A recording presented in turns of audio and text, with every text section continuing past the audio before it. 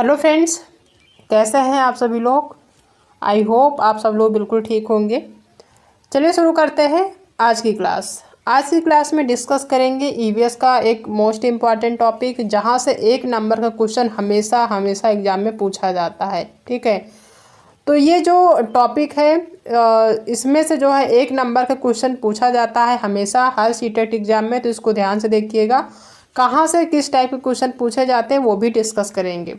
ये जो टॉपिक है इसमें कहानी के माध्यम से आपको चीज़ें बताई गई हैं कि किस टाइप से कौन सा एक पेड़ है जिसको बचाने के लिए मुहिम चलाई गई थी, जिसमें कई लोगों की जानें भी गई थी। उसके बाद जो है आज आज के टाइम पर अगर देखें तो उस पेड़ की वजह से वो जो शहर है या जो राज्य है वो हरा भरा है। ठीक है, तो कहानी के रूप में चीज़ें दी गई हैं, उसको ध्यान से देखेंगे। और हाँ, अगर चैनल पर नए हैं तो चैनल को सब्सक्राइब कर लीजिएगा, साथ में अपने दोस्तों को भी शेयर कर दीजिएगा ताकि उनको भी हेल्प मिल सके। इस टाइम जो हम डिस्कस कर रहे हैं वो एनसीईआरटी की किताब से जो भी चीज़ें पूछी जाती हैं वो हम डिस्कस कर रहे हैं। ठीक है, इसके बाद जो भी क्लासेस होंगी कुछ दिन बाद उसमें हम सारे क्वेश्चन आंसर डिस्कस करेंगे जिस टाइप के क्वेश्चन आपके एग्जाम में पूछे जाते हैं।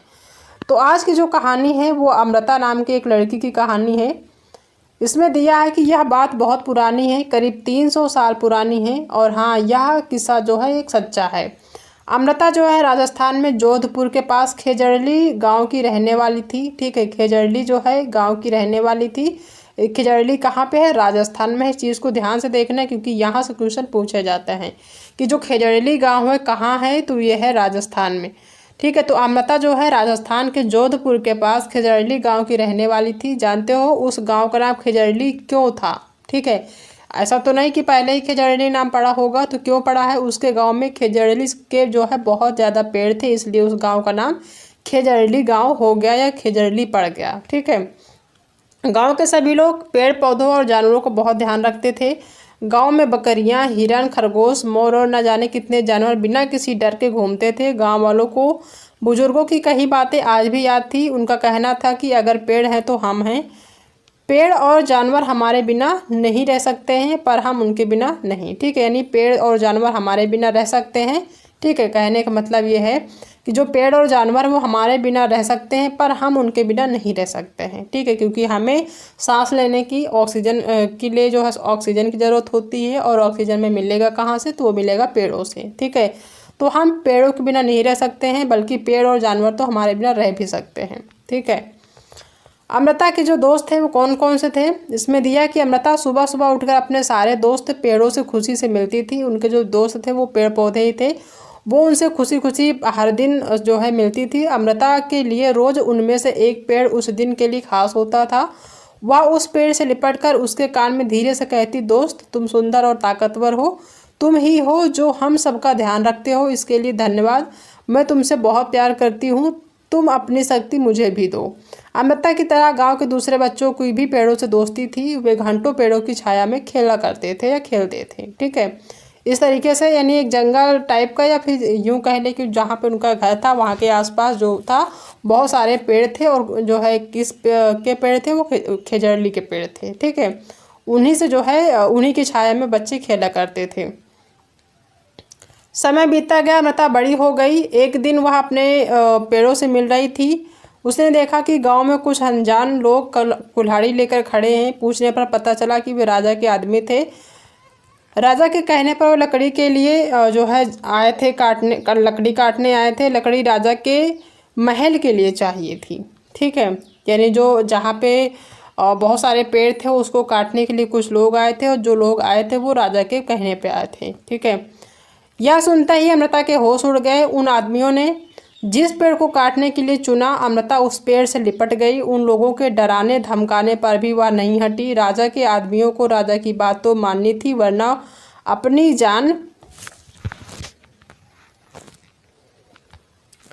चली जाती। ठीक है, यानी उनकी अपनी जान चली जाती। उनकी कुल्हाड़ी के एक ही वार से अमृता के पैरों से खून बहने लगा और वह गिर गई, लेकिन उसने पेड़ को नहीं छोड़ा। अमृता को देखकर उसकी बेटियां, ठीक है, और गांव के 300 से भी ज़्यादा लोगों ने पेड़ों से लिपटकर अपनी जान दे दी। जब राजा को इस बात का पता चला तो उन्हें यह बात समझ नहीं आई कि लोग पेड़ों के लिए अपनी जान भी दे सकते हैं। वे खुद वहां आए और स्वयं लोगों के पेड़ों लोगों का पेड़ों के प्रति जो प्यार था वो देखा। राजा पर गांव वालों की बातों का बहुत गहरा असर पड़ा। उसने आदेश दिया कि इस इलाके में कभी कोई पेड़ नहीं कटेगा और ना ही कोई शिकार करेगा। आज 300 साल बाद भी यहाँ के लोग जो बिश्नोई कहलाते हैं, ठीक है, यानी जो राजस्थान के लोग हैं जिन्होंने जो खेजड़ी वृक्ष है उसके जो है सुरक्षा की है, तो उनको क्या कहते हैं, बिश्नोई कहते हैं। पेड़ों और जानवरों की रक्षा करते हैं। रेगिस्तान में होते हुए भी यह जो इलाका है आज भी हरा भरा है। जानवर बिना किसी डर के इधर उधर घूमते रहते हैं, ठीक है। तो मेन जो टॉपिक है वो खेजड़ी नामक वृक्ष के लिए ही है, उसी के ऊपर पूरी तरह से जो है ये पूरा टॉपिक ही है। यहाँ से जो क्वेश्चन पूछे जाते हैं वो इस तरीके से हैं कि जो खेजड़ी है यह पेड़ रेगिस्तानी इलाके में खूब पाया जाता है। कई बार एग्जाम में पूछा जाता है कि खेजड़ी कहाँ पे पाया जाता है, तो ये रेगिस्तानी इलाके में पाया जाता है। इसे ज़्यादा पानी की ज़रूरत नहीं होती। खेजड़ी का जो वृक्ष है ये रेगिस्तान में होता है और इसको जो है ज़्यादा पानी की आवश्यकता नहीं होती है। नॉर्मली अगर आप देखें किसी भी पेड़ को लगा के तो उसमें जो है ज़्यादा से ज़्यादा पानी देने की आवश्यकता होती है, लेकिन एक ऐसा पेड़ है खेजड़ी, इसको ज़्यादा पानी की आवश्यकता नहीं होती है। इस पेड़ की छाल दवा के काम आती है और इसकी लकड़ी को कीड़ा भी नहीं लगता है। बहुत ही जो है इसका जो लकड़ी होता है बहुत मजबूत होता है, इसमें जो है कीड़े नहीं लगते हैं और इसकी जो छाल होती है उसकी दवा भी बनती है। इस पेड़ की फलियों की सब्जी भी बनाई जाती है। इसकी पत्तियां होती है वहाँ पर रहने वाले जानवर खाते हैं और इसकी छाया में तुम जैसे बहुत से बच्चे खेलते हैं, ठीक है। तो यहाँ से क्वेश्चन ये पूछा जाता है कि जो खेजड़ी का वृक्ष है वो किस इलाके में पाया जाता है या कहाँ पे पाया जाता है, तो ये रेगिस्तान में। कई बार पूछा जाता है कि इसको पानी की आवश्यकता होती है कि नहीं होती है, तो इस पेड़ यानी जो खेजड़ी वृक्ष है आप इससे समझ सकते हैं कि राजस्थान में जो रेगिस्तानी इलाका होता है राजस्थान का, वहाँ पे पानी ज़्यादा नहीं होता है, तो इस वजह से ये जो खेजड़ी का वृक्ष बहुत आसानी से उगाता है और रहता भी है, ठीक है। तो इसको ज़्यादा पानी की आवश्यकता नहीं होती है। इसके पेड़ की जो छाल होती है उसकी दवा भी बनती है और इसकी जो लकड़ी है बहुत मजबूत होता है, इसमें कीड़े नहीं लगते हैं। जो पेड़ की फलियां होती हैं उसकी सब्जियां भी बनाई जाती है और पत्तियां जानवर आराम से खाते हैं, यानी सारे हिस्से इसके यूजफुल है इस पेड़ के, ठीक है। तो खेजड़ी नामक जो वृक्ष है इसलिए जो है काफ़ी इम्पॉर्टेंट है, तो इसको देखिएगा। यहाँ से 1 नंबर का क्वेश्चन हमेशा एग्जाम में पूछा जाता है, ठीक है। तो ये अमृता की कहानी है जिसमें खेजड़ी वृक्ष के बारे में डिटेल में दिया गया है कि जो खेजड़ी वृक्ष है ये राजस्थान के जोधपुर के पास जो है खेजड़ी गांव है, वहाँ पे खेजड़ी के बहुत सारे वृक्ष पाए जाते हैं। इन वृक्षों को बहुत ज़्यादा पानी की आवश्यकता नहीं होती है। इस वृक्ष के नीचे जो है बहुत सारे बच्चे छाया में, इसके जो वृक्ष है इसकी छाया में बहुत सारे बच्चे खेलते हैं। इसके जो छाल होती है उसकी दवा बनती है, इसकी जो फलियां होती है उसकी सब्जी बनती है, पत्तियों को जानवर खाते हैं। तो इसका हर जो हिस्सा है पेड़ का सारा यूजफुल है। तो ये जो है अपने आप में इम्पॉर्टेंट है और यहाँ से 1 नंबर का क्वेश्चन हमेशा एग्जाम में पूछा जाता है। तो ये जो है एनसीईआरटी की किताब में गिवन है, इसको आप जाके वहाँ से देख भी सकते हैं, ठीक है।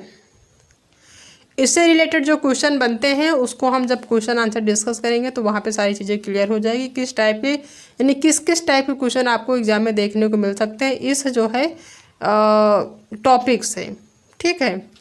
तो आई होप कि क्लास पसंद आई होगी आप सभी को। अगर आज की क्लास पसंद आई है तो वीडियो को लाइक करिएगा, अपने दोस्तों को शेयर करिएगा। अगर आप चैनल पर पहली बार आए हैं तो चैनल को सब्सक्राइब करना बिल्कुल भी मत भूलिएगा। मिलते हैं नेक्स्ट क्लास में एक नए टॉपिक के साथ, तब तक अपना ध्यान